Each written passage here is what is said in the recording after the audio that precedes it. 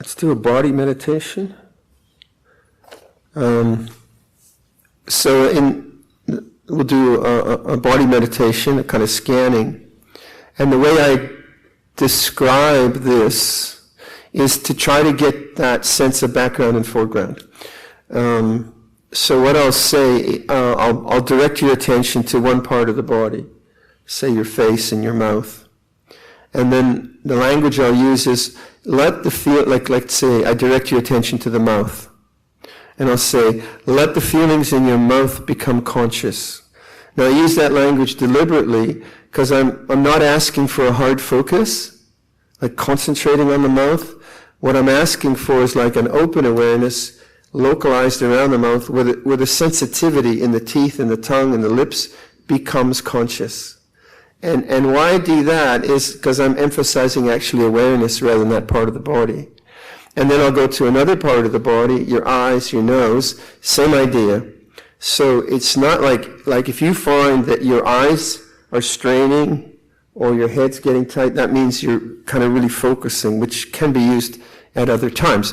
But now I would ask you, can you just keep the mind open and then localize attention on one area and let the feelings become conscious? So if there are strong bodily feelings, good. If not, no problem. You're not looking for a particular feeling. You're just aware of feelings as they come and they go. That's the sort of principle. Okay, so let's do that. And we'll sit for 45 minutes with that one. But let's begin with sound. Listen to sound. Let the sounds come to you.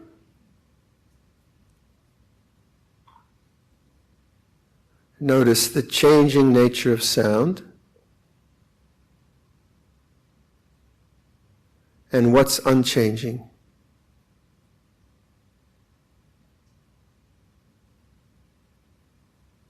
Feel your hands.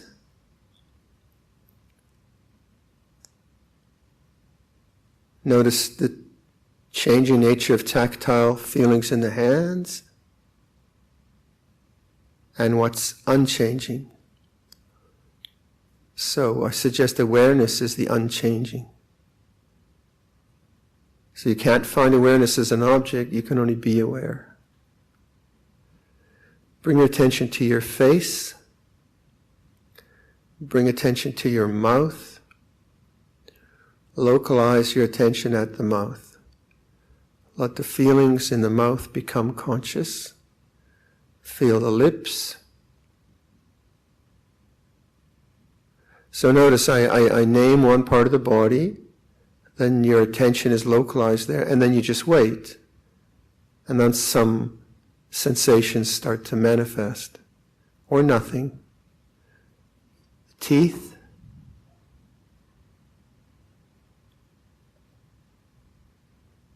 Tongue. Feel the whole mouth now as a mass of sensations. Let it become conscious in awareness. This is an experience in awareness.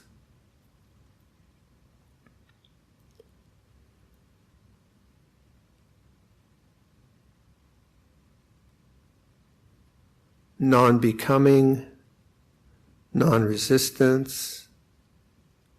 It's like this.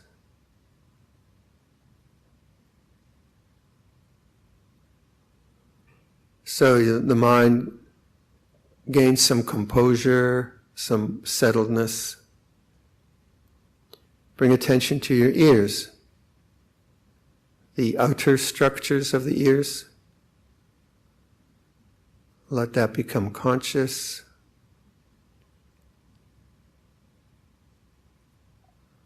Inside the ear canals.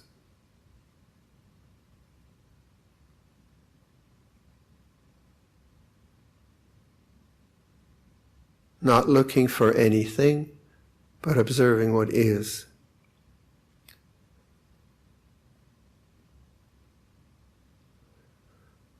So each time we shift to another part, the mind composes around that. Bring attention to the nose, the bridge of the nose,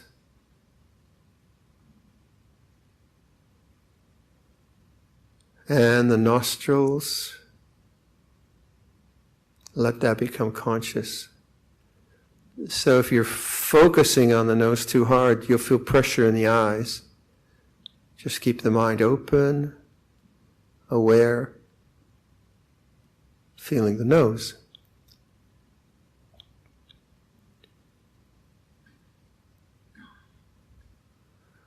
Bring attention to the eyes, the eye sockets, the bony parts. A large area, a lot of vibration. Let that be conscious.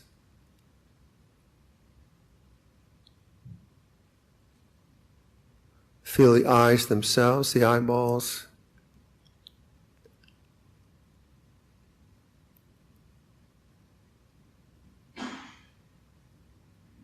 Non-becoming, non-resistance.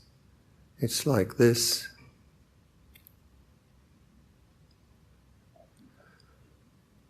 Feel the temples.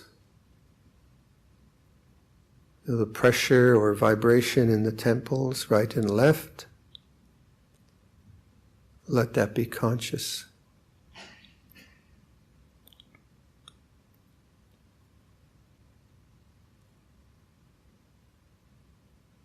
Feel the top of the head.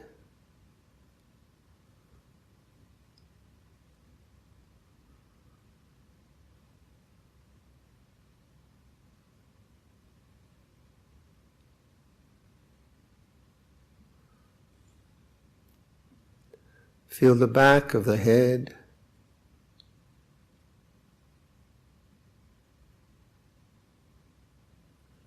Feel the whole head now as changing vibrations, pressures in awareness. So this isn't a description with language. It's an experience with feeling. So awareness of the head in awareness, knowing in awareness the head. Bring attention to your neck. Feel the throat, sides, and back of the neck. Vibrations, pressures in awareness. Non-becoming, present moment awareness. Silent knowing.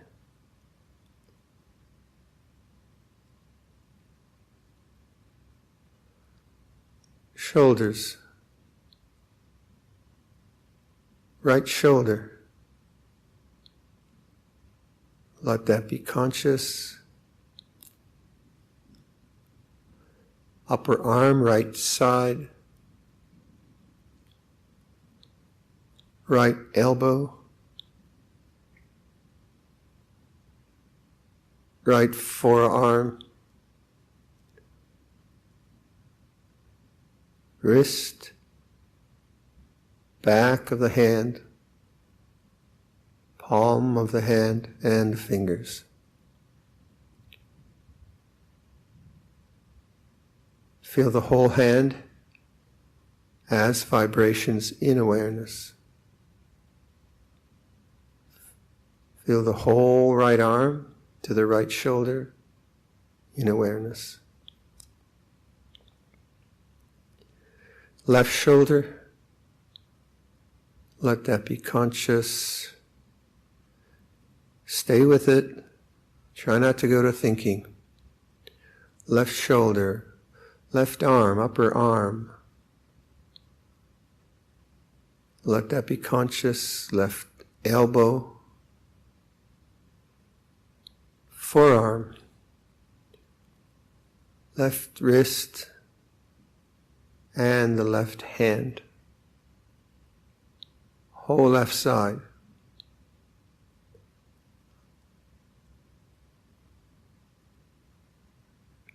So each time we name part, you kind of settle into it.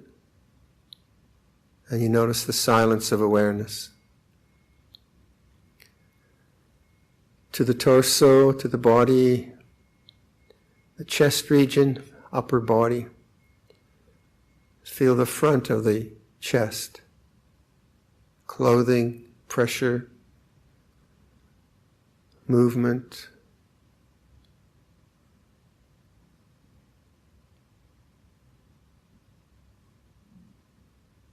Feel the upper rib cage.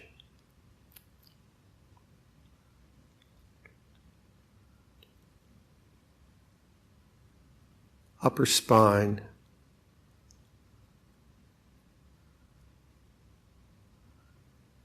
Feel the lungs and the heart.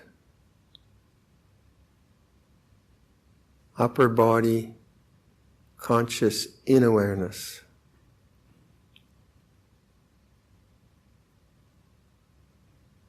Silent awareness. The abdominal area. Feel the front of the abdominal area.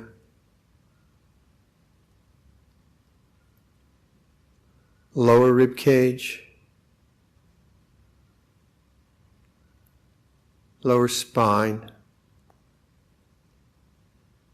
And the organs inside, stomach, intestines, kidneys, liver, whatever you feel, you don't have to find them. Make conscious the abdominal area. Let it become conscious in silent awareness. Pelvic region, feel the pelvic region. Feel the pelvic bones.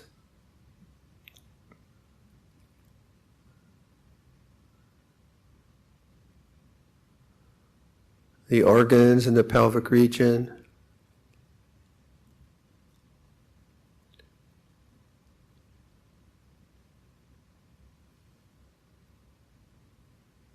Silent knowing. The right hip, feel the right hip.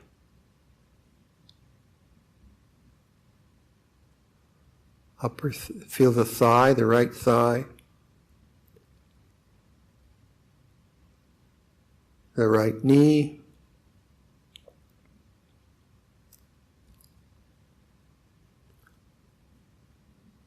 Calf and foreleg, lower part of the right leg.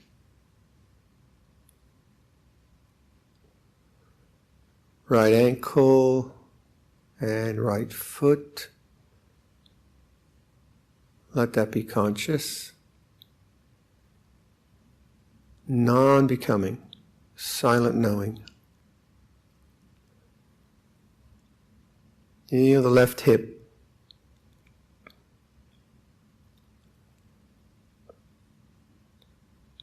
Left thigh.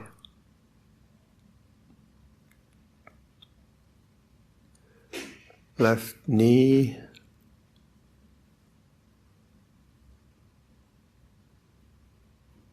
Shin and calf, left leg. Ankle and foot, left side.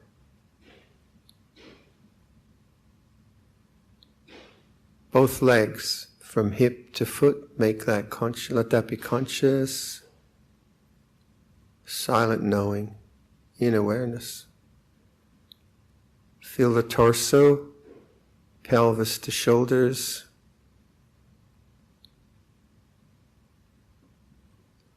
Arms, shoulders to hands.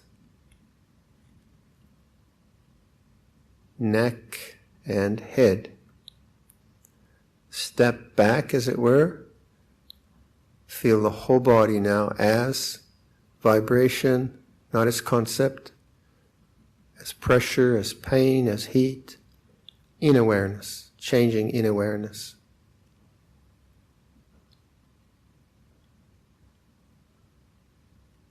This I call full body awareness.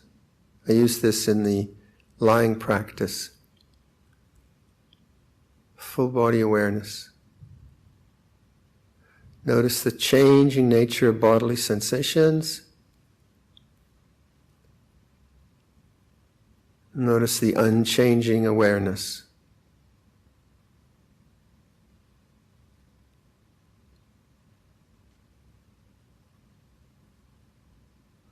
Listen to sound. Perceive sound as in awareness, an object in awareness. Feel the body. Perceive body as changing sensations in awareness. Notice that the awareness is the same. Sound, body. So perceive awareness as conscious space. Bodily feelings, sounds, thoughts, emotions coming and going in the space of awareness.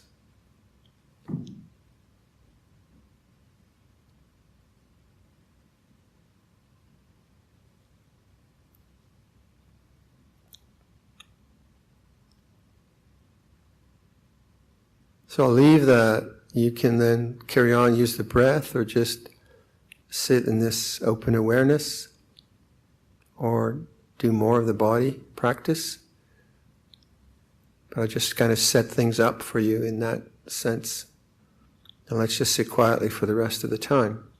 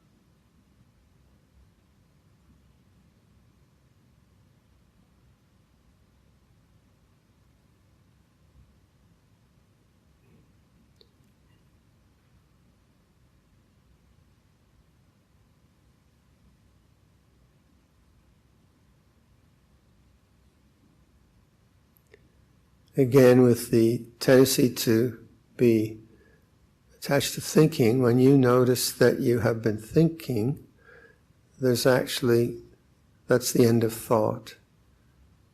So rather than trying to do something to get rid of thought, I suggest just opening your mind, listening, and establishing that silent awareness. Get that step. That step's very important. And then do whatever practice you like to do to sustain that silent knowing. So it takes a lot of patience.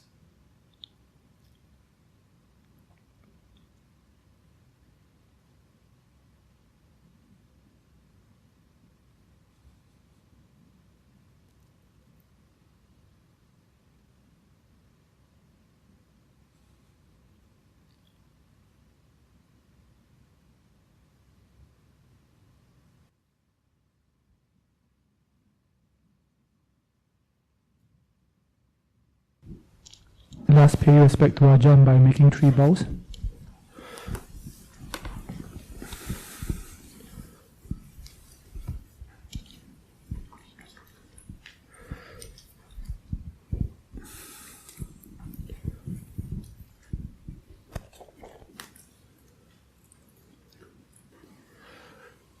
So, continuing with these ideas,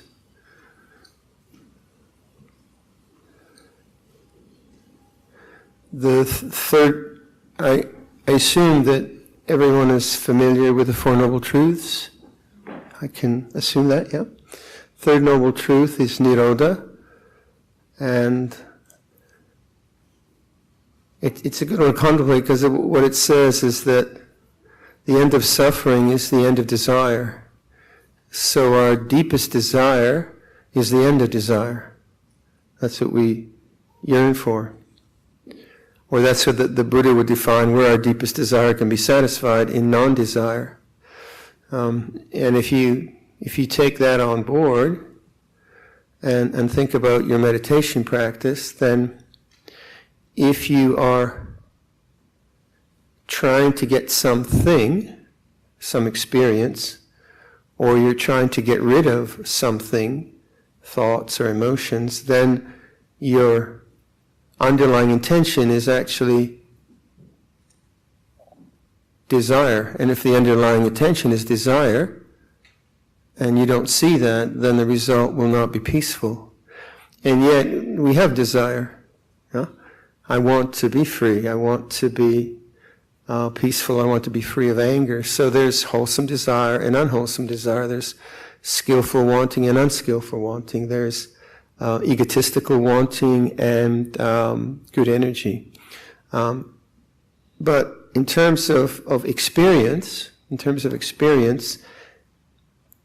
if I want a particular kind of experience, all experience as we experience it through the senses is dependent on other things. It's contingent. It depends. So it's unstable. We know that. So dependent origination, anicca, dukkha, anatta, all these teachings are pointing to the frailty of experience, to the limitation of experience, to the dukkha of experience. So if my attitude and intention in meditation is to get an experience, it seems to me that can't be correct. Because if I have to get something in the future, that means it has to be born into consciousness. And if something is born, it will die. So it seems to me that what's very important is the ideas around akalika Dhamma, time, not a matter of time. And you can see that desire is about time. I don't want this experience, I want another experience. I want to get rid of this, vibhava tanha. I want to get that, whatever it might be. Bhava tanha, vibhava bhava tanha. So if you take that on board and then you kind of consider how do I actually meditate? Well, how do I do this work? Then attitude is primarily important rather than technique. So you can have many kinds of techniques, but I think attitude has to be considered and known. And the attitude should be in line with non-desire, non-becoming, akalika Dhamma, here and now Dhamma, being aware here and now. And I like to put, as I was saying this morning, I like to put that language into my own consciousness as I meditate to make sure there isn't a sense of trying to get something, trying to understand something, or trying to get rid of something, but actually witnessing what actually is. What is it like now, here? And that should then take the attention to awareness itself, rather than any particular object. The model I was presenting earlier was the model of sound, foreground and background. Go back to that. Sound is coming and going, it's changing. It has qualities. Thank you. Sound has qualities, so it can be beautiful or not beautiful or neutral. And yet awareness of sound, if I'm receptive, awareness of sound has no quality. Correct? If you get what I mean. I could hear a Bob Dylan song. I don't listen to Bob Dylan anymore. It's been 50 years. But I could hear a Bob Dylan song. I'd be very attracted to that because I listened to Bob Dylan a lot in college. So my mind would be attracted to it. It would be beautiful to my sanya, to my perception. Or I could hear some caustic noises outside, and that would be unbeautiful to my mind, pleasant and unpleasant. But does awareness have any quality? Can you say that awareness is pleasant or that awareness is unpleasant? Well, I would say no. It knows pleasant and it knows unpleasant. So if you follow that logic, then knowing is always here and now. Sound depends on causes and conditions. Sound is an experience.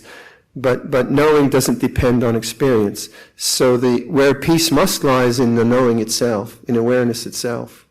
And that's what I'm trying to portray in this model of background and foreground. Thank you. Okay, then take that to something like emotions, something more difficult. Let's say you feel socially anxious. You come into like the joke I always tell people is, okay, tomorrow's morning talk, I won't give it, but we'll all put our names in a bowl, and I'll take one name out of the bowl, and whoever's name is called up, they'll give the talk. I bet you some people are going to be nervous, right? And that's social anxiety. Even though we're all friends and you'll get fed no matter what you say, you'll probably be nervous. Huh? And so that is an object. Fear or social anxiety in this sense is an object in awareness. And it's more difficult to notice than sound, but it's the same principle. So let's say we torture you that way. I won't do it. But we do that experiment, and then as soon as I said, I'm going to put your name in a hat, you probably wouldn't do it. I'm not going to do this. Or if your name was in the hat, you'd probably start thinking, what am I going to say, what am I going to say, what am I going to say? And that would be social anxiety. That would be fear. Now, you might then write out the talk you're going to give, or have notes, or have a sutta or something, and then you'd be alleviating the fear by having something to say, which would be fine. But what if you then said, well, fear is an experience, it's an object in awareness, and you witness to fear as an object? What would happen then? Well, your tendency then to attach to fear would fall away more and more, because you'd say, well, fear is just an object. It comes and it goes. But that which is fearless is actually awareness, because awareness has no emotional quality. What happens with that? And you could apply this principle to anger, or to annoyance, or to jealousy, or to resentment, all manner of emotions, to love, to attachment, to relationships. So if you did that, and you now were taking the position that awareness is important rather than the emotion, what happens? Well, from my experience, the negative emotions of fear, of anger, of resentment, of worry, all those different ways that we can suffer, they are no longer identified as me and mine. They are objects, and there is individuality. We still have to endure them. But in the witnessing of them and noticing as objects, then they tend to cease. They tend to go to the cessation, to the quietness of the mind. And this is a way to think about Nirodha. How do emotions actually cease in your mind? And I didn't do that, honest. I'm not such a good monk yet. Yeah, I could, that would be interesting, wouldn't it? So my own experiences, say, around something very powerful like fear and anxiety, is that when fear and anxiety came into my mind, I thought that the fear and anxiety was the problem. Or I would just believe in the fear and anxiety. But then my teacher, Luang would say, well, no. This isn't biological fear. You're not being attacked by a bear. This is just social conditioning that you have from childhood or whatever. The problem is actually craving. The problem is the wanting. And this is very important, understanding how to use the Four Noble Truths. You have to have a correct diagnosis. So my habitual personality mind would say, oh, I don't want that fear. Well, of course I don't want fear. So I would avoid the fear and get away from the fear so I wouldn't have the fear. But then, being sort of trapped into situations where fear would have to come up, Luang kept directing me to go back to the fear and look at what is the problem. Is it the experience, or is it the desire not to have the experience? And that took me a while, but I saw, fear is just vipaka kamma. It's just the resultant karma of my childhood, of my culture, whatever the reasons are. It has its life. It has karma. It comes into consciousness. So then I began to see, the problem here is actually the rejection or the resentment or the trying to get rid of fear. And I began to understand what we mean by vibhava tanha, the desire to get rid of. As I saw that, and Luang kept encouraging me, he says, you have to welcome the fear.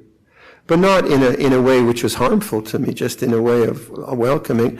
I began to see the larger implications of metta bhavana. So metta bhavana, we typically think of it in a dualistic way. May I be well, may you be well, may I be well, may my dog be well. Okay, we know how to do that. But in a more non-dualistic way, I would say, I think that awareness and metta are really one thing. In the sense that all conditions arise and cease according to nature, and the acceptance of them as natural is the way of awareness. So then awareness and acceptance become an interesting contemplation. Acceptance doesn't mean condoning. So if I feel angry at someone and I yell at them, that's not acceptance, that's indulgence. But if I feel angry for some reason, and the anger comes up, and I say, anger feels this way. And I trust in awareness. I trust in awareness rather than trusting in my trying to get rid of. And I bear witness to the anger in my body or in my mind. Then I see the anger arises, stays a while, and ceases. Not just in that moment, but as a habit in mind. It begins to cease as a habit in mind. As it ceases, I'm more and more free from anger, free from fear. But what that requires is a correct diagnosis of the problem and a lot of patience, because we all have vipaka kamma. We have different kinds of kamma. So if one is training in awareness of the way things are, first and foremost, how is it? And something comes up which is perceived in a negative way, such as pain, discomfort, emotional negativity, things like that. And you first of all, you say, pain feels like this, or fear feels like this, or resentment feels like this. You just make it conscious what's going on. Then you'll see if you're resisting it or you're lost in it. But if you never make it conscious, like really let it be there, then of course there's a reaction to it, and the reaction's habitual. So in the instance of like fear, I mean, I don't suffer from fear now. I did a lot before as a young guy. But when it came up, its manifestation was very unpleasant. Very unpleasant. I would have panic attacks and things like that. So its manifestation in consciousness was not fun. You know, it wasn't pleasant. But that's the whole structure of suffering. Is pleasant, begets craving, begets attachment, begets rebirth. Right? Phassa, Vedana, Tanha, Upadana, if you do dependent origination. So if you're just like practicing, it's like this, it feels like this, then you should begin to see the resistance or the being lost in it. And that's really the key, because that's the key around tanha, around craving. So what you need to consider in your own life, where do the conditions of your social life, of your body life, of your emotional life, where do they manifest as a strong sense of ego? You know, what kind of thinking patterns are most obsessive in your mind? So if I'm if I'm a person who is very self-judgmental, maybe, okay, so maybe that's a pattern that has come to me because maybe my parents were rough on me and they said I was no good, and then I come into adulthood and I think I'm no good. That's a really strong pattern, and it's not uncommon. And so the emotional conditioning is coming from childhood, and the manifestation is in thought. I'm no good, I'm not good, I'm not up to the mark, I should be better, I should be better. Mindfulness then wakes up to that. Oh, this is a feeling of self-hatred. This is a feeling of self-criticism. This is a feeling of self-judgment. If I wake up to that, then I'm the witness. I know this is an object, that's not who I really am. If I don't wake up to that, then that's what I get reborn into, constantly. Reborn into thoughts of self-disparagement. So I would ask you to, and we all do this because we're intelligent beings, but where in your own inner world, where does a sense of self manifest most strongly? What kind of a creation? So I was talking to the organizers of the retreat in Thailand we just finished. And there were 5 sisters they're the angel group. They do a lot of humanitarian work, and they also organize retreats. And so we got to talking about women's problem with beauty and gray hair. I don't have a problem with hair. No problem. Gray, I just get rid of it every 2 weeks. But they're saying how powerful their social identity is with beauty. And then they were talking about the use of Botox and other kinds of things to try to create a beautiful face forever and ever and ever. And when you think about it, that's a very cultural thing. That's a powerful cultural imperative to be a certain way. To be a certain way. And I remember we have an elderly Sri Lankan friend in the monastery, and she was getting older and older, but her hair was getting blacker and blacker. I said, how do you do that? Jokingly. But then one day she came, she was white-haired. I said, oh, no, but you're beautiful. because she was very much attached to her sense of youth and beauty, right? And you can see how that cultural construct, that cultural kind of pressure creates a sense of self-identity, and which is actually quite cruel when you think about it. I guess it's very good for the beauty industry, but we have many things like that, which come from our families, which come from our particular culture, come from whether we are male or female, or we were the youngest in the family or the oldest in the family, a whole range of conditions where the sense of self has been programmed into us. And not to make a judgment about that, it is, but freedom is not a personality. Freedom is the awareness of these personality traits coming and going. And so I think social anxiety, social identity, these kinds of fears, if they can be known, it doesn't mean you can't dye your hair, if they can be just known as objects and not believed in and not bought into, then a tremendous amount of freedom. So hopefully, like during this retreat, if this model works for you, I don't know if it does, foreground, background, if you just work with ordinary conscious experience, walking, sitting, hearing, and try to get a sense of relaxed attention, open awareness, resting the mind rather than always doing something and getting something and controlling something and doing a technique. And if you get a feeling for that, then that becomes operative in the times of stress. Because stress is always when the conditions of the world are really pulling you out into all kinds of ways of suffering. And if you have a way of saying, oh, that's an object, that's not who I really am, you have a way of relaxing the mind and resting in the mind, then you have refuge. That's what we mean by refuge. The challenge of thinking is the great challenge, I would say, because in the silence of the mind, wisdom has a chance to arise. If we're always thinking, and we're programmed to think, if we're always thinking, then our consciousness is not available to truth because we're just in thought. We're not available to silence. We're not available to the unconditioned. We're preoccupied. And what we want to do in meditation is learn to be not preoccupied with thinking, with doing, with techniques, just a sense of open awareness, which isn't a preoccupation, it's just knowing how it is. Many people don't trust this. Many people think, no, come on, you got to have a technique.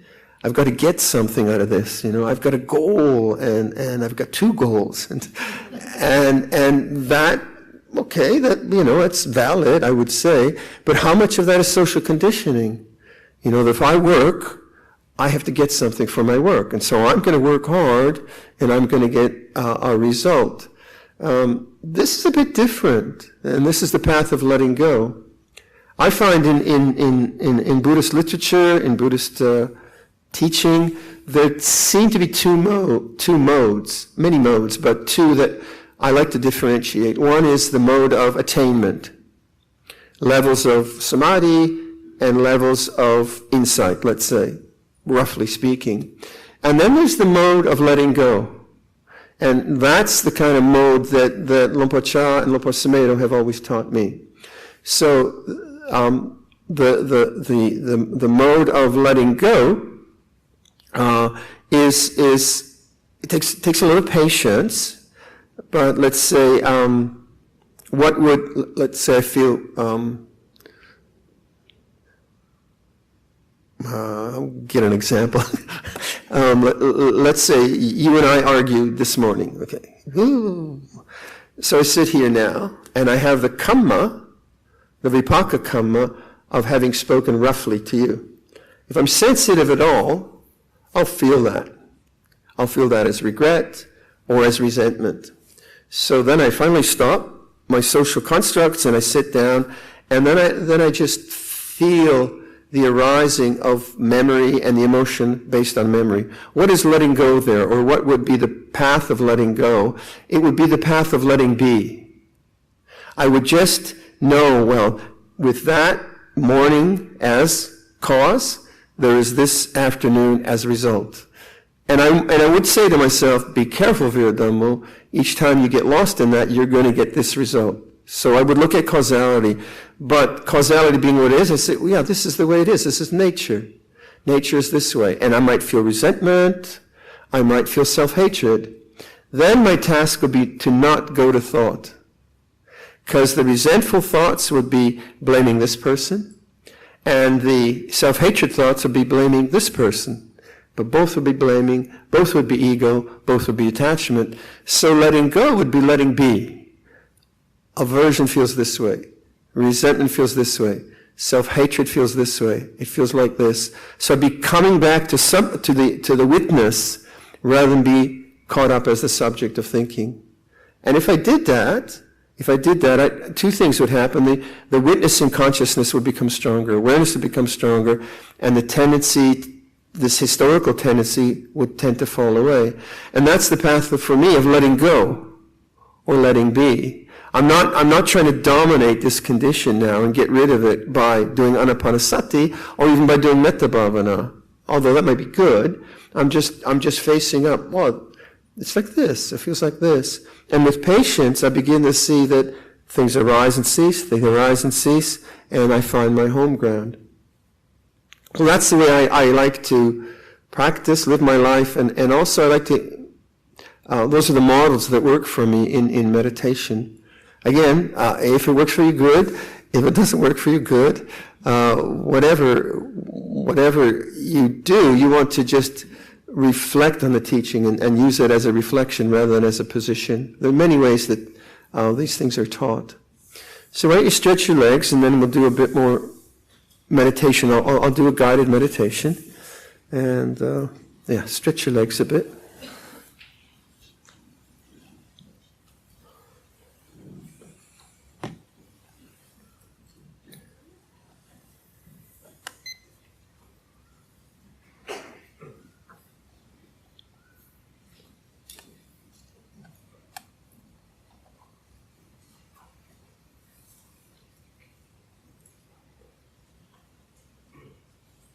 A lot of questions. I don't know how many I'll answer.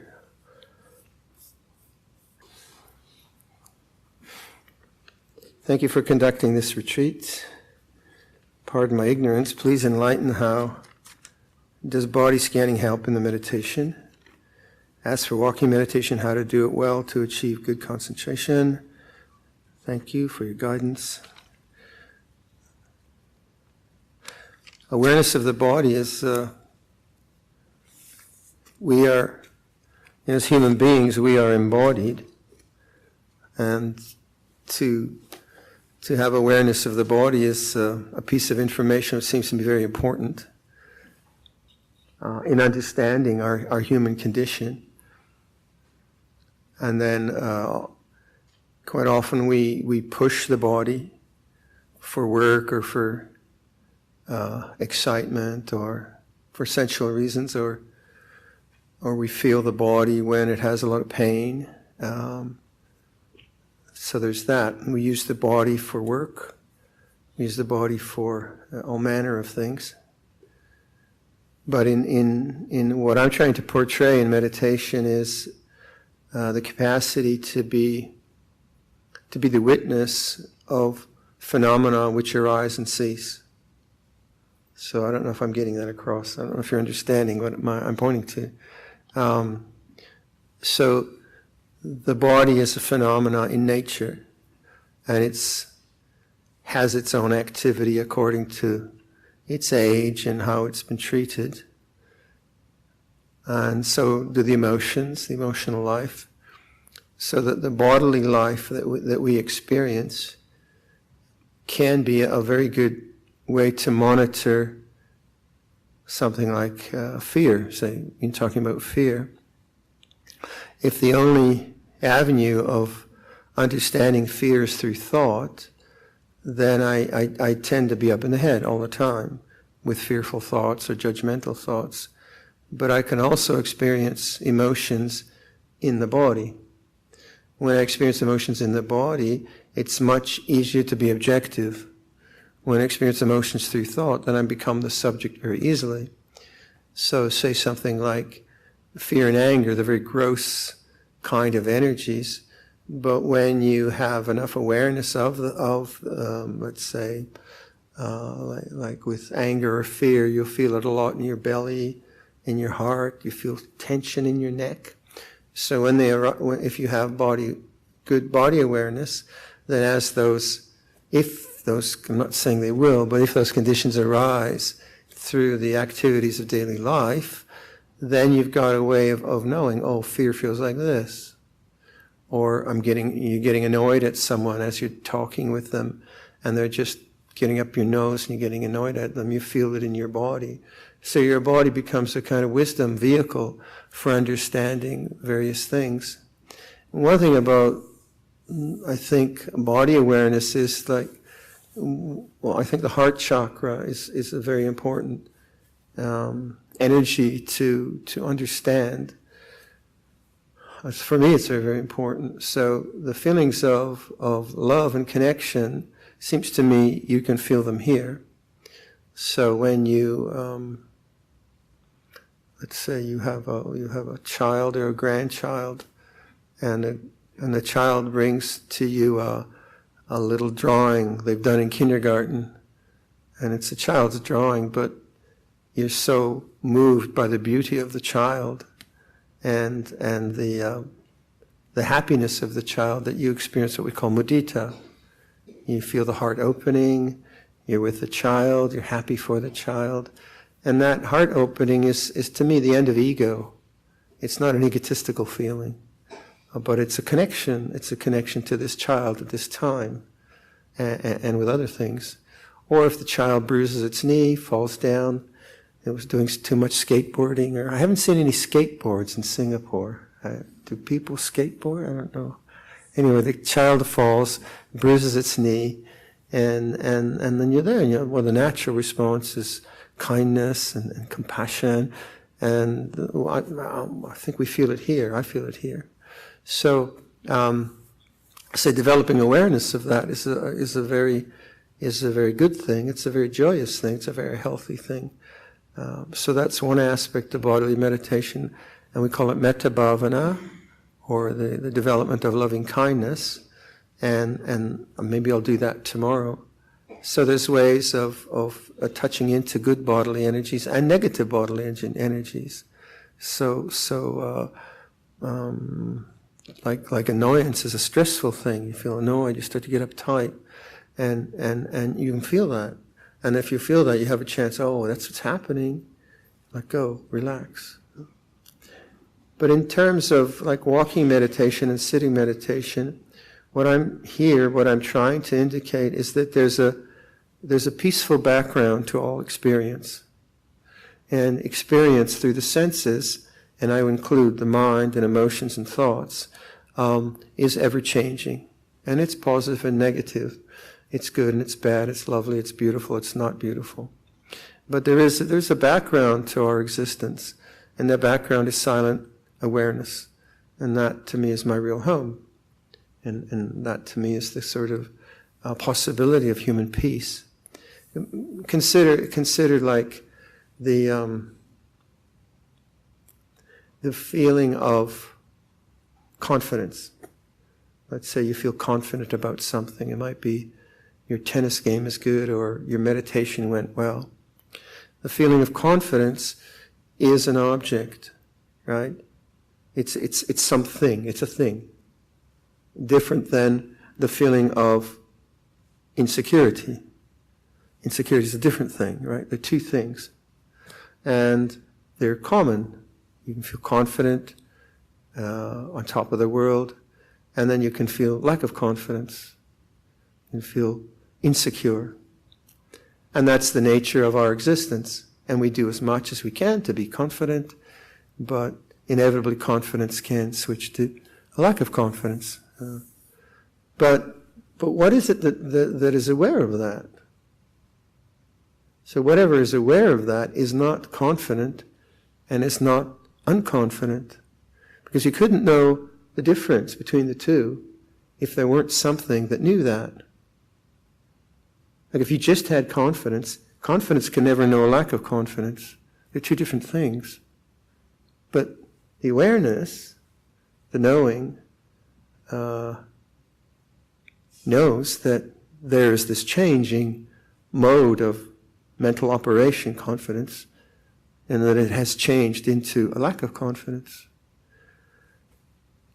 So on one hand, we need to build confidence, we need to build skill, and we need to deal with our lack of confidence. But that's the area of worldly dharmas, which are important. And that's the area of being skillful in business transactions or skillful in relationships. So that has its place. But to me it seems that there's a spiritual dimension to all of this, which isn't really an emotional thing. It's not like confidence or lack of confidence, it's something that's behind that. And so the way I kind of talk about that is that confidence arises and ceases in awareness. Lack of confidence arises and ceases in awareness. It's a kind of perception, which I'm trying to encourage, where you start to perceive awareness as conscious space. And that's a kind of nebulous perception. It's not so concrete. But like if I ask you right now, does confidence have does awareness have a flavor? Chocolate? Vanilla? I mean, it's a ridiculous question. And yet, you know chocolate and vanilla. You might like chocolate, you might like vanilla. So, does awareness have a smell? Does it smell like durian? I hope not. Or does it smell like perfume? You can't. I mean, it's ridiculous again, right? Is awareness feminine or masculine? You can know, like if you are incarnate in a feminine body, you know femininity. I don't. I know masculinity. That's the incarnation that I'm in. But that's still an object. It's individual. But it's really not awareness, right? So you play around with that. And to me, that leads me to a kind of curiosity. What is awareness itself? And then I can never get beyond that. I can only know there is awareness. Say, does awareness have an outer edge? Is it like 2 meters to the left? Is it like 1.5 feet above you? Is it below the floor or above the floor? I mean, again, it doesn't make sense. Does awareness have a center? Try that. It's no, I can't find it. Like a thing, like a me. I can't find that myself. I don't see me there.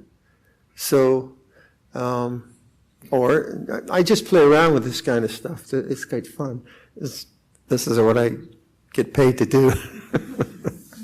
But it's quite interesting because what I'm doing now is I'm reflecting on awareness itself rather than the objects of awareness. And from my own understanding and my own training from Luang Sumedho and Luang Cha is that awareness is the gateway to the deathless. It's a gateway to peace. And a gate or a doorway participates of both spaces. So that doorway, when it's open, participates in a space outside and inside. And that's the sort of metaphor you can think of about the realization of Nibbana, or the unconditioned, the uncreated, the unoriginated, the unformed. This language that we have in Theravada Buddhism is pointing to something which is very, very nebulous, and we say that awareness is the opening to that possibility. So when I ask you to say, does awareness have a flavor or a gender, it's not that you get an answer, but you start to ponder awareness itself. Not intellectually, because intellectually thought is still thought, right? But actually experientially. Like, what is awareness? And all you know that it is. There is the experience of presence. And my suggestion is that craving and wanting goes out into the objective world, which we need. If I'm thirsty, I need to drink water. If I've got a broken leg, I better go to the hospital. That's the way it is. But is that all there is? Is existence just about experience? Is about just constantly accumulating experience and consuming experience? Well, I don't think the Buddha was teaching that. He was saying that experience is anicca dukkha anatta. And dukkha in this sense means you won't find the unconditioned in a condition. You won't find peace in that which is always changing. So where do you find peace? So this is really what I'm trying to portray in this retreat. So in terms of like walking meditation, again, the question was, sorry, I rubbished you. My apologies. As for walking meditation, how to do it well to achieve good concentration. And when I don't know about you, again, I don't know how much you've practiced, so forgive me if I'm just repeating myself, but when I started walking meditation, I would just try to control the mind. So I'd set up my meditation path, and then I had quite a long path, maybe 30 paces, and I'd set my mind, I'm not going to think. I'm not going to think. 2 steps later, I'm thinking. And then I'd feel really depressed. Okay, I'm really going to control my mind now. No thoughts, no thoughts. Two steps and I'm thinking again. So my whole idea of meditation as I started was really quite wrong, but that's how you start. You start somewhere. And it was about control. It really wasn't about awakening. And even though my teacher said, just be aware, I was always trying to get rid of thought, control the mind, control the emotions. And then as I began to understand that the awakened mind is different than the controlling mind, I can use controlling behaviors if I need to for whatever reason, but this is not about concentrating in that sense. It's more about staying in the present moment, awake and aware with walking. Right? So you're walking with awareness, rather than just trying to control your mind so you don't think. And the way I suggested we could do that would be at the end of the meditation path, you're planning something and, it's like this. So that's awakened mind, which isn't an experience that is built up like some fantastic samadhi. It's very ordinary knowing life is this way now, I feel this way now. And that doesn't seem very productive, because the thinking mind is so, the volume sometimes is massive, right? Just like, will you be quiet up there? It just goes on and on and on. And so just awakening doesn't seem very productive. You think, no, I have to control. But it is productive. If you just trust in awareness, then walking, you know, every now and then you notice and you stop. It's like this. And then you try to sustain that aware walking from A to B, from B to A to B, B to A. And over time, you develop the skill of awakening. Now, we as human beings have this capacity to develop skills. And whatever experience you have now in this retreat, the experience will change. Yeah? Sorry. So if you have peaceful experience, it'll change. If you have horrible experience, it'll change. But what you can take away from any bits of life is skill. That you can do. You can have skills which aren't the same as an experience. So you can have like an experience in meditation and just kind of, wow, I saw the devas finally, or something like that, and the next day feel really depressed because you're restless or whatever. But what I would suggest is the skill of awakening, and that's, I think, the primary skill of Buddhism. You can cultivate that again and again and again. So no matter how confused the mind is, you can say to yourself, wow, this is confusing. And you're awake. Or, wow, I'm really feeling a lot of jealousy. Jealousy feels like this. You're awake. If you, however, think that Buddhism is about having some really cool emotions all the time, you're in trouble. You're going to really be disappointed. So cool emotions are good, and we try to cultivate generosity. We try to cultivate loving kindness, and they're beautiful and they're important. But at times you're not going to feel beautiful emotions. You're going to feel terrible emotions. No problem. Practice right speech. Don't kill anyone. Don't rob a bank. And know, this is a horrible emotion. So that's a skill we can develop, no matter what our if we're sick. Or we're very happy or we're unhappy, we can always develop the skill of awakening. And everything should unfold from that, because when the mind is awake, you see cause and effect. insight can arise, and then from the insight you can start thinking rightly. Samadhi is right understanding. Sammasankappa is right thinking, not just abstract thinking. So, like right thinking would be, I feel disappointed because the clock doesn't work. It does work, but oh my God, I just bought that clock. What's that? Oh, it's terrible. It cost me $5. Disappointment feels this way. And I'm awake again. I can take the clock back. I can throw it in the garbage. I can do what I want. But in that moment, I can actually awaken. Oh, disappointment feels this way. Now that is not huge, but it is huge because often we feel disappointment. So then our liberation or our freedom or peace is not dependent on the clock or anything else. It begins to recede into the awareness of change. So that's the principle I sort of promote and sell. I don't know, I hope that's helpful.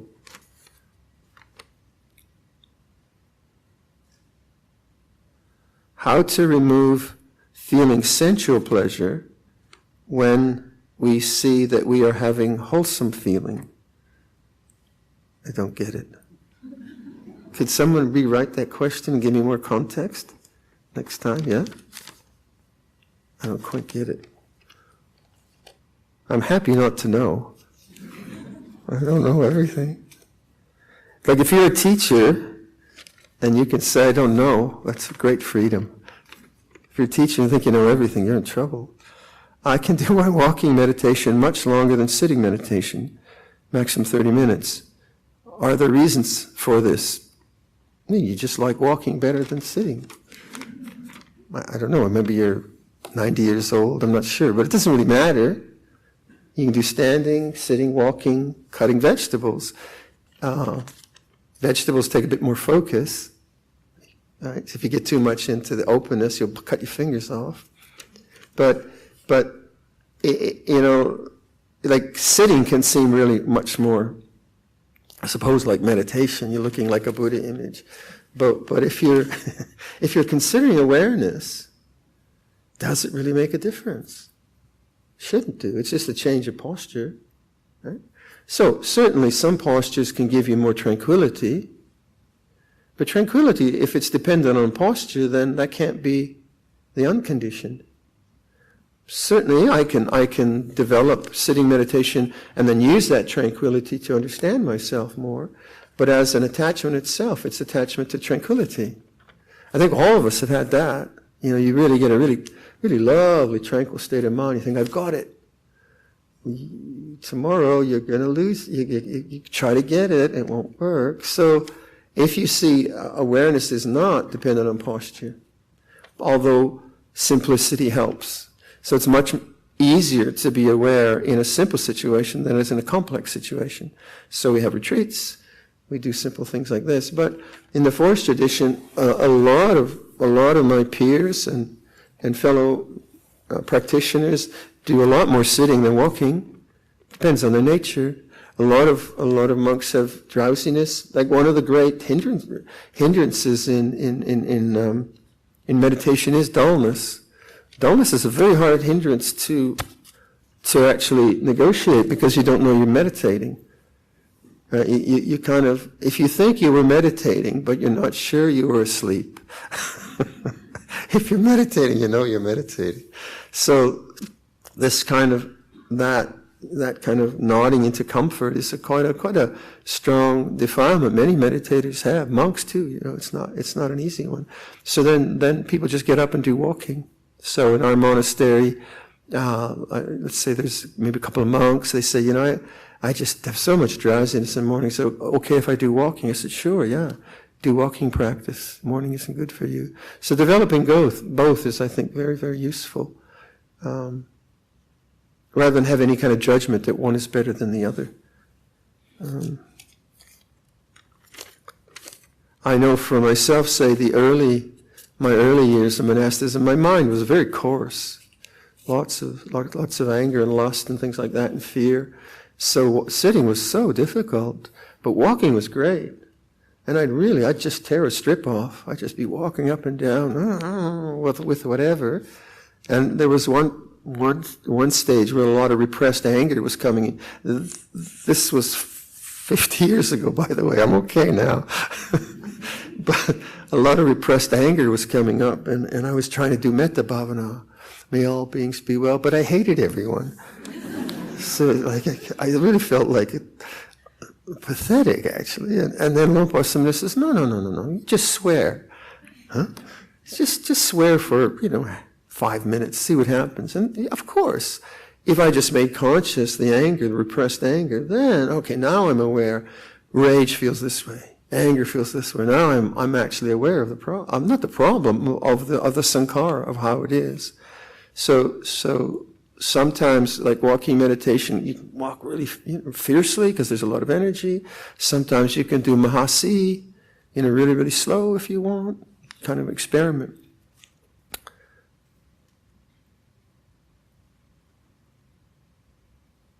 If all things arise and cease in awareness, how does intention emerge? How is it sustained?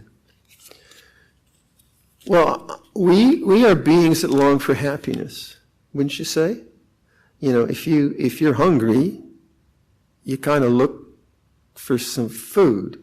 So biologically, we're conditioned to get out of suffering. If we have a bear that visits the monastery every now and then, when I see the bear, I don't say, I love you. I say, I'm getting out of here. So biologically, happiness for me depends on survival. The bear will eat me if I'm too friendly with him. So there's that. There is the seeking of comfort and well-being. So there's intention there, right? I see I'm thirsty, and intention arises to drink water because I'm thirsty. So intention is natural. So because we are happiness-seeking beings, we also seek happiness on psychological levels. So we seek security of the known, comfort with the known, or we seek the security of our loved ones. We seek the security of a good social justice system, and we seek the security of a planet which isn't burning up, and so many other ways. So for all those different reasons, intention arises, because I would say we are in pursuit of well-being. So the Buddhist teaching takes that and then says, well, there is this possibility. There is the unconditioned, the uncreated, the unoriginated, the unborn, nibbana, the deathless, the island, the harbor. If there were not that possibility, we'd never be free from this constant changing samsaric situation. And so then you hear that, and I suffer, you suffer. So the Buddha uses that very human predicament of wanting to go beyond suffering, and he points to something profoundly difficult to understand, the liberation of the mind through his own experience. He says to us, you can do that. You can go that pathway too, and this is how you do it. So our yearning, whenever we suffer, we're going to try to get out of it, right? If we do it wrong, we'll suffer again, the same cycle. But if we do it right, that very suffering will take us to the end of suffering. And so our tensions arise quite naturally from the natural, wanting to be, well, we want well-being. We want well-being for everyone around us. So say, the argument I had with this guy over here, I don't know who it is, and this is day after, and then my mind says, I'm going to tell him. I'm going to really tell him off. I'm going to tell him. And the other mind says, don't do it. Don't do it. I'm going to tell him. Don't do it. And then I yell at him. And I said, ugh, I told him. And then I get the regret and the remorse, suffering. Same pattern next week. I'm going to tell him, don't do it. I'm going to tell him don't do it. And I don't do it. And I have some distance. And I don't get caught by that tendency of revenge, say. And I see the freedom of that. So the next time the intention to do harmful things arises, there's another intention. That's not the pathway to the end of suffering. There's this other possibility, which is restraint. So I won't do that. So we have intentions which are grounded in ignorance, and we have intentions which are grounded in wisdom. And our experience in life hopefully takes us to intentions which are grounded in the experience of wisdom and freedom from suffering. So it's, liberation is very natural in that way, if we listen to ourselves.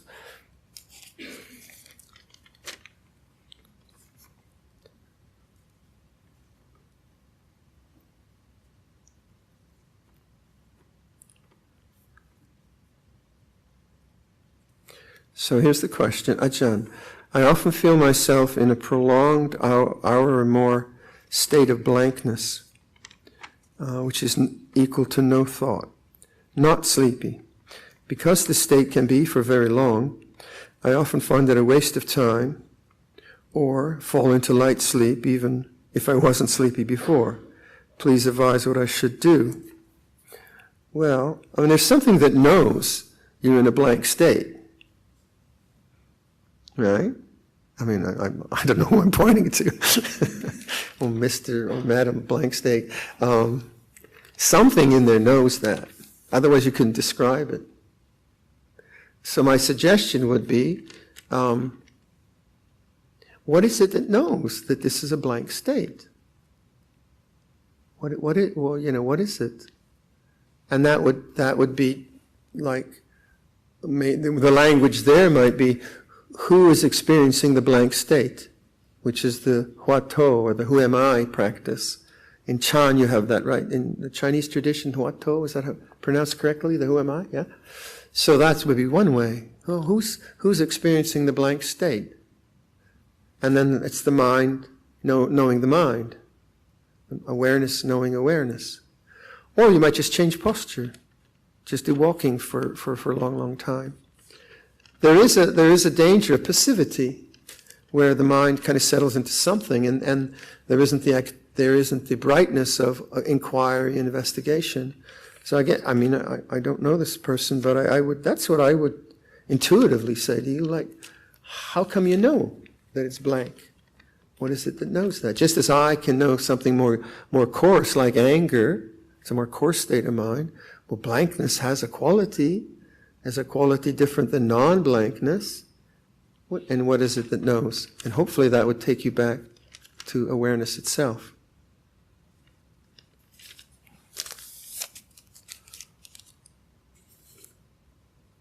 Very good questions.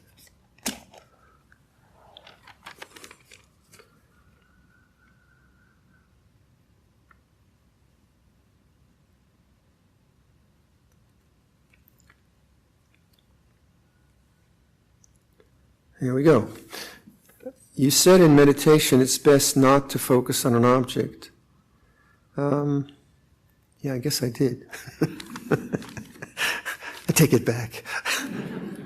As a layperson who has just started short-term meditation, I find I needed to have a focus. Hence, I always had an object. For example, when doing the walking meditation this morning, I was busy counting to 20, then being mindful. How does one maintain mindfulness without being focused on something? Yeah, I think we all begin that way. But, I began by counting steps, by walking backwards, by counting spoonfuls of rice, and by following the breath by counting to 10 backwards, and I tried all of that. But I was still just trying to control. And I felt, well, that's not freedom. Right? So maybe Majjhima way to think about this, okay, take some kind of technique and do it, but then just let go and see if you can just be patient with the thinking mind. Just be patient and just allow these moments, these gaps of awakening. Awakening is like a gap between thoughts. And what we want to do is make those gaps larger.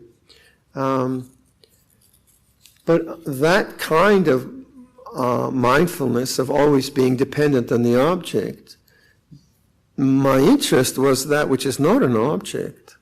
So I began to see, well, if I'm always attentive to objects, how can I realize the objectless?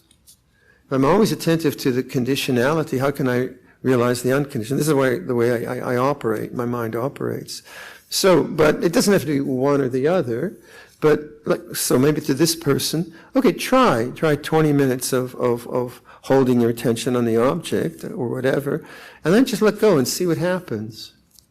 And can you make your focus awareness itself? Does it need to be anchored in an object? Can you make the focus mind knowing mind? Maybe not. Maybe it doesn't work for you. But certainly, I think as you move through your own spiritual development, what becomes very apparent is the whole sense of the doer. Me doing something to get something, to hold on to them, that becomes a very coarse kind of object, actually. And certainly, so this person's a beginner meditation and helps them hook into the present moment. Good enough.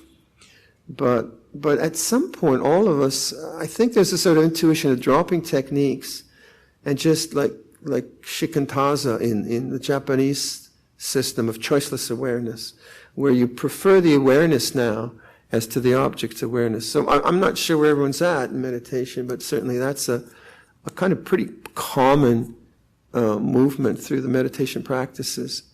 So it's good to have a kind of repertoire of techniques, metta bhavana, anapanasati, some mantra meditations. So say, we'll finish this session with the Buddha's words on loving kindness. That's a lovely, lovely way to meditate. Is you take a sutra like that, take it in English, and say it slowly. This is what should be done. And pause. By one who is skilled in goodness. Pause. And who knows the path of peace. Pause. So you lay out the sutra in a very, very deliberate and mindful way, so that the words themselves resonate very beautifully, but also you get between the pauses of words, you get the silence of awareness. This is what should be done. Silence. By one who is skilled in goodness. So that's another way, kind of skillful way to do it, and that engages the intellect, opens the heart, and you can get to that silent awareness in that way. So it doesn't have to be all or nothing. A lot of it is just trusting in your own experiment. That's very important. That each of us we're all intelligent, we all have wisdom, and we all suffer. and there's something in us which is intuitive and just, I think, feels, this doesn't work. This doesn't work. So if I say something or other teacher says something that doesn't work for you, it's not that you can't meditate or that the teacher's wrong. It just doesn't work. So be very pragmatic and say, well, what does work? What has a good effect? And what has a good effect on my heart and my mind? And then you find your own way. Because there's so much in Buddhism, isn't there? There's so many different ways to do this. I'm getting there. Only 20 more to go.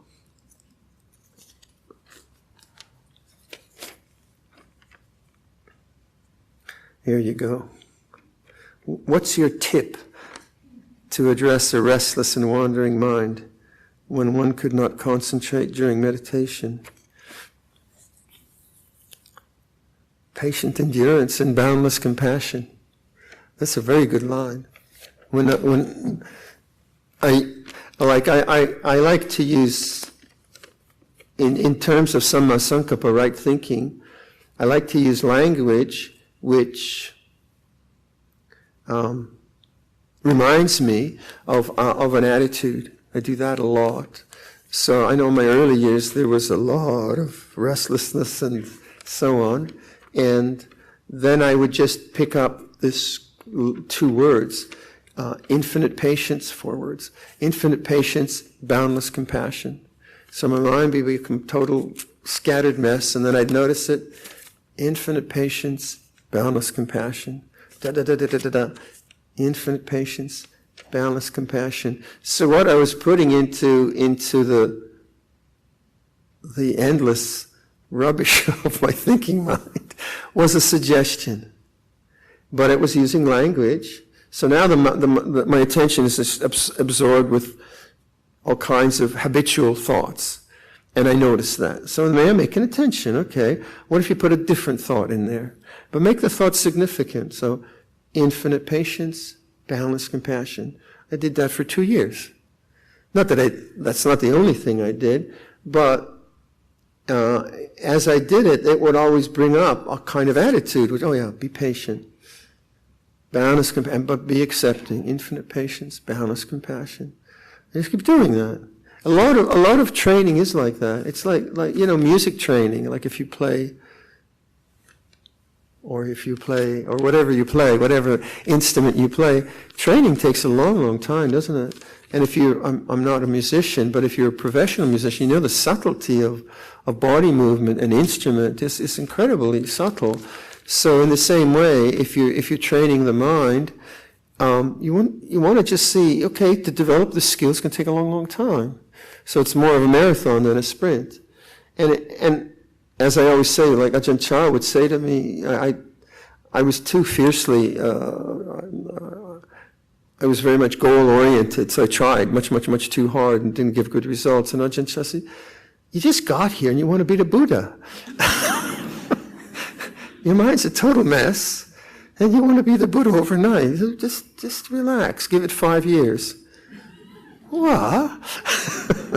But he was right. He was absolutely right. And that, creating, like using thought to create attitudes is a very skillful use of thought. Infinite patience, balanced compassion. So if you develop, if you're understanding yourself and, where you get caught up, when you get hung up and things like that, and then you get some insight, then develop language around a suggestion of what you could do, rather than a kind of imperative, I shouldn't be this way.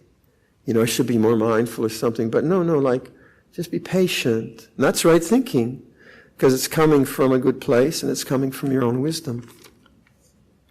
So what tips? Tips was infinite patience, boundless compassion, to bring in that language and just see in that moment, patience. Yeah, it's all right. And then it stirs up again.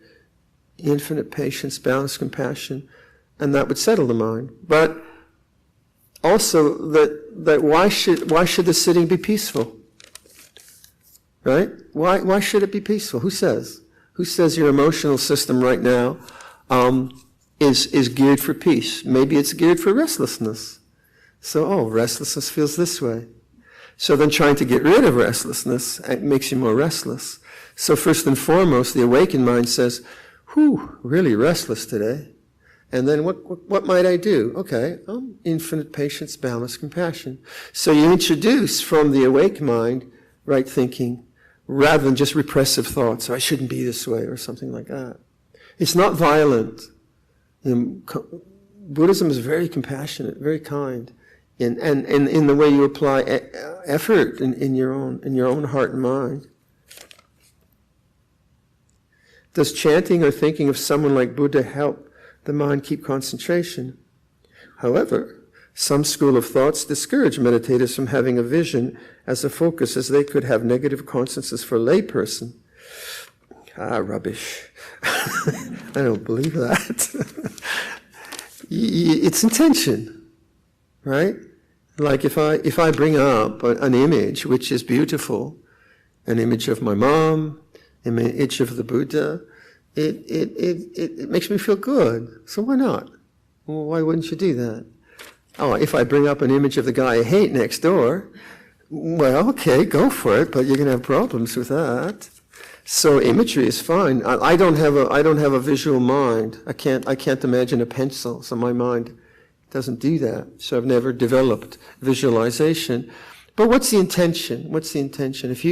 If I bring forth an image of Luang Por Sumedho, say, my teacher, I do it verbally. I do it emotionally.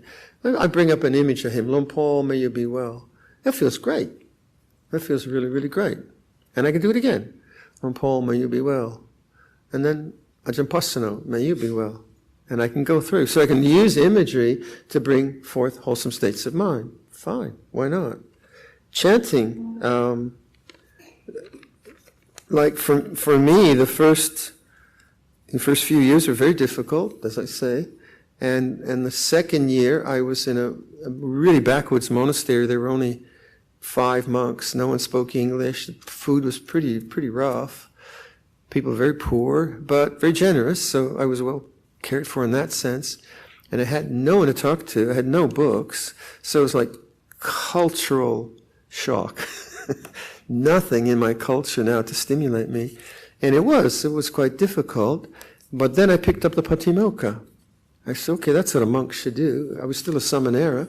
I'll memorize that. And that was a really lifesaver, I think. I mean, I can't remember so long ago, but then I had something to hook into. And a really good project. And that was a really strong object. But it was an object which I really needed at that time to keep grounding myself into this very problem of restlessness. And then the result would be that I would like do 45 minutes of walking meditation and learning chanting, and then I'd sit quietly for 45 minutes. So I started to alternate those two, and I'd learn the Patimokkha on Pindapad and things like that. So I did use a lot of chanting in those days. Now my voice is shot. I can't even chant. So there are those ways of grounding yourself. So I suppose what I'm saying is learn to ground yourself, but also see if it's not just about the object. There is this peaceful background. Hey, listen, it's 5 o'clock, and I don't want to work you overtime. So can we turn to the Buddhist chanting book and see if we have the verses on loving kindness? Does anyone have the page? Or maybe it's here, yeah. How much? 3-2?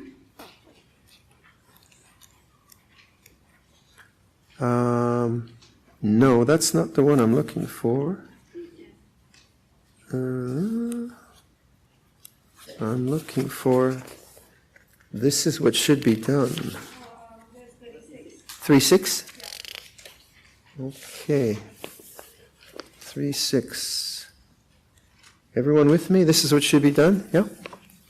This is what should be done by one who is skilled in goodness and who knows the path of peace. Let them be able and upright, straightforward and gentle in speech, humble and not conceited, contented and easily satisfied, unburdened with duties, and frugal in their ways, peaceful and calm and wise and skillful, not proud and demanding in nature. Let them not do the slightest thing that the wise would later reprove, wishing in gladness and in safety all beings be at ease, whatever living beings there may be, whether they are weak or strong, omitting none, medium, short, or small, the seen and the unseen, those living near and far away, those born and to be born, may all beings be at ease. Let none deceive another, or despise any being in any state. Let none through anger or ill will wish harm upon another. Even as a mother protects with her life her child, her only child, so with a boundless heart should one cherish all living beings, radiating kindness over the entire world, spreading upwards to the skies and downwards to the depths, outwards and unbounded, freed from hatred and ill will, whether standing or walking, lying down, free from drowsiness. One should sustain this recollection. This is said to be the sublime abiding, by not holding to fixed views, the pure-hearted one having clarity of vision, being freed from all sense desires, is not born again into this world. And let's do the closing homage in Pali. How about 26? Just the Pali, page 26, Arahang. And I'll go down on the floor.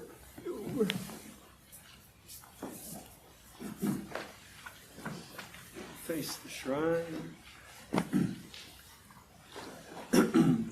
Arahang Samma Sambuddho Bhagava Buddhang Bhagavantang Abhivademi Sawakatua Bhagavata Dhammo Dhammang Namasami Supatipanoa Bhagavatoa Savaka Sankho Sanghang Namami.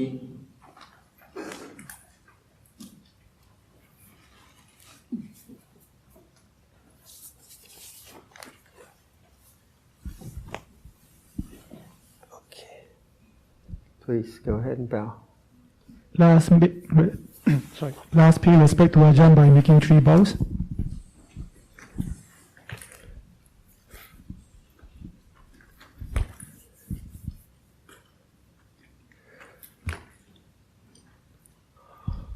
All right, see you tomorrow. Thank you, Ajahn. Last and Ajahn off.